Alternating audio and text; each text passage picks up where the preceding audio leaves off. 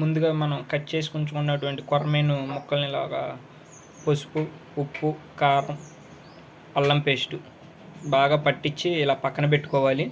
తరువాత మనం ఇలా పెనం మీద నూనె వేసుకొని బాగా మగ్గిన తర్వాత ఇలా మనం ముక్కల్ని పెట్టుకోవాలి.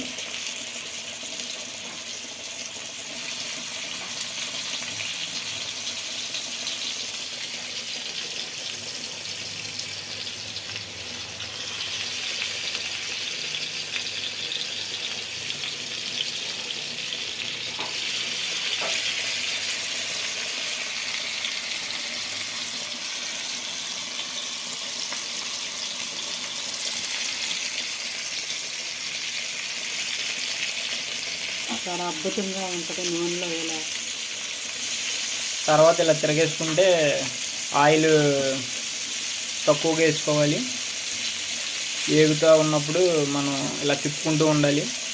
దీనివల్ల బాగా ప్రోటీన్స్ ఎక్కువ ఉంటాయి. కొరమీనులో ఎక్కువ ప్రోటీన్స్ ఉంటాయి. దానికి తోడు మనం ఇలాగ వేపుకుంటే ఇంకా ఎక్కువ బాగుంటుంది. మళ్ళీ వేగిన తర్వాత ముక్కల్ని ఇలాగా అట్లకాడ పెట్టి తిప్పుకుంటూ ఉండాలి.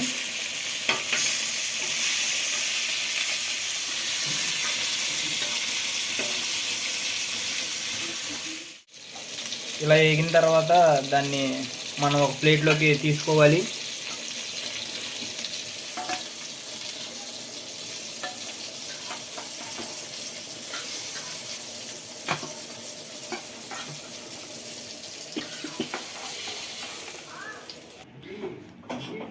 మీరు నా నుంచి చూసిన ఈ కొరమీను ఫ్రై ఇప్పుడు రెడీ అయిపోయింది. ఇదిగోండి ఫ్రెండ్స్.